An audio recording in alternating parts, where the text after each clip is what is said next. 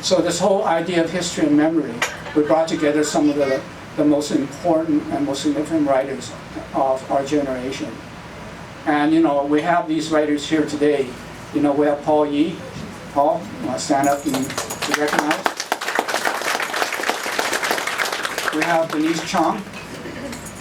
Denise.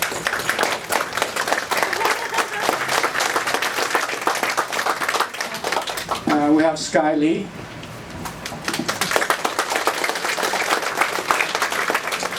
And we have Joey Kagawa in the back there.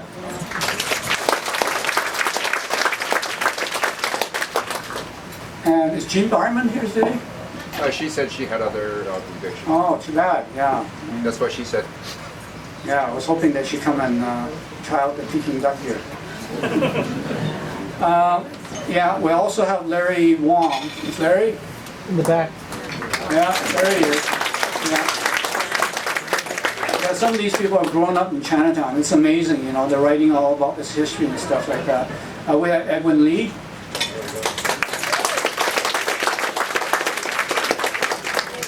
And we have also Simon Choa Johnson. See here? Just recently written an award-winning, was it award-winning yet? Or is it a bestseller? It's already a bestseller. That's pretty cool. Yeah, Simon's interesting because Simon was the, he just recently retired as the director of the Richmond Gateway Theater. And he'd written a book about called House of Wives, and it's about his because he's half part Jewish and part Chinese. So he talked about his family that comes all the way from Calcutta into Hong Kong, and and so on. So it's fascinating history, this whole diasporic thing. And we have J.J. Lee. J. Lee, right here. J.J. Uh-oh. Family obligation. Yeah, family obligation. That's the thing. When you got family, you got kids. Sometimes babysitting is the hardest thing to deal with. Exactly. Judy Hanasawa.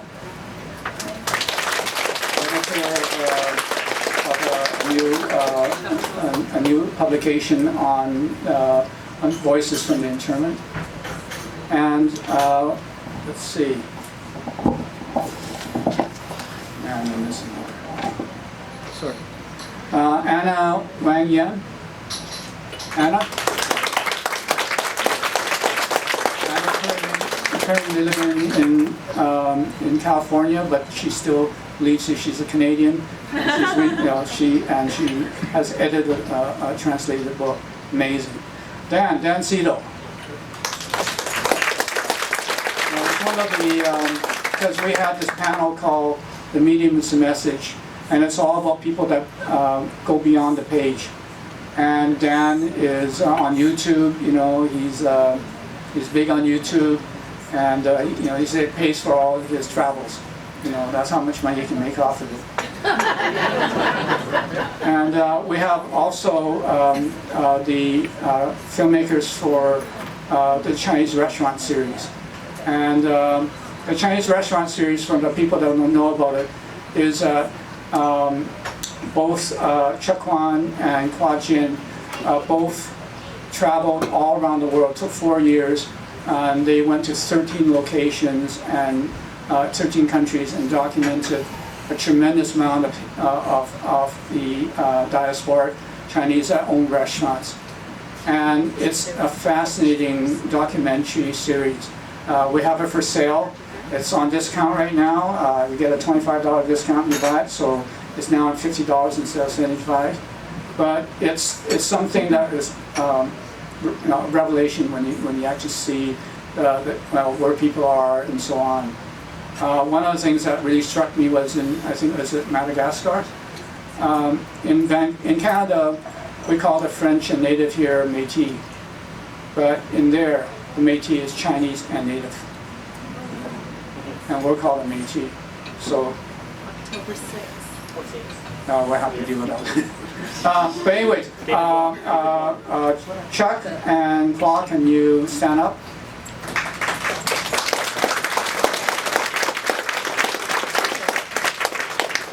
And Yeah, we have David Wong, and David has done the graphic novel. I think we covered everybody. So we're ready to eat? Yeah, let's get going. Let's start the food. Oh, we got. Julia, Oh no, Julia. yeah, no. She's a board Fong Seng, Si Fong Seng. She came all the way from Toronto. She's Hakka Chinese, born in India, and she written a book about her family. Relatively based on her family about the history of the Hakka that came into Canada. So I think we covered everybody. Cinda? Oh yeah, Cinda Easting. Cinda, can you stand up? Cinda's also written a rather remarkable book. But what's going to happen is that we're going to get her to come out later to do a reading on it, so that she can then introduce herself in her book. There's some more introduction for you. Yeah, we'll do some more introduction later, but this is a good start. And let's get some food going. I think everybody's probably waiting and so on. All right? Good, thank you, Jim.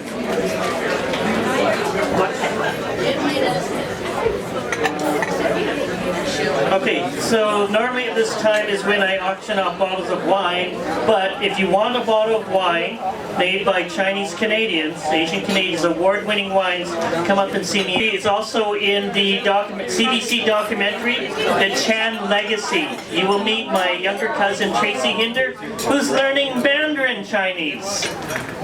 But this is part of I'm descended from Reverend Chan Yu Tan, who came to Canada in 1896. He was one of the first ministers ordained in Canada. If you read Paul Yee's book, Struggle and Hope, you will see Reverend Chan in the back. You'll see my name in there too, but for different reasons. As we get going into Peking Duck, we're going to talk about Chinese restaurants. And if you pick up this placemat, it actually says Marco Polo. Marco Polo doesn't exist anymore. As you know, it's down in Chinatown. Some drinks on the left side. Emperor for $1.75. Great Wall, $1.50. China Doll, $1.50. This is part of the times. But don't order these drinks here. You will confuse people. Oh my God, beer for 76 cents. Imported stout, $1.05. Anybody here go to the Marco Polo for dinner before? Yeah? Anybody go see a show there? Yeah. My dad was a sign writer and he used to do the show cards.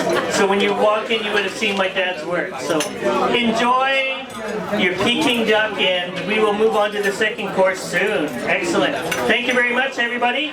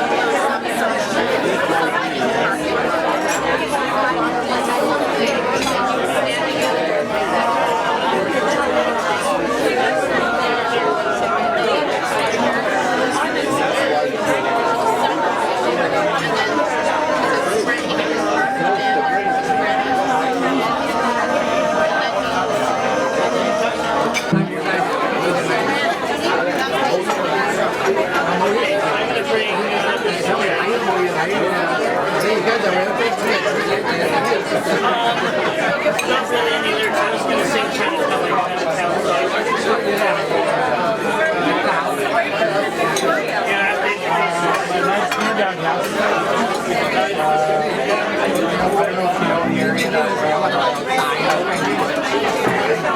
Hello, everybody.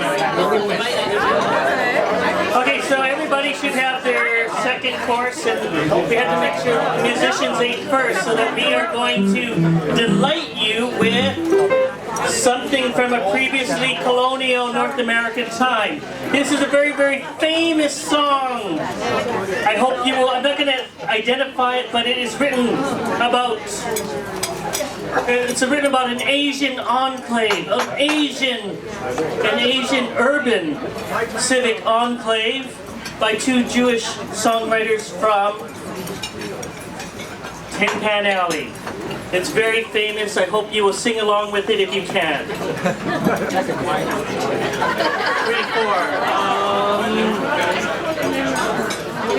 Okay, we're going to go slow. Okay, I'll do an intro.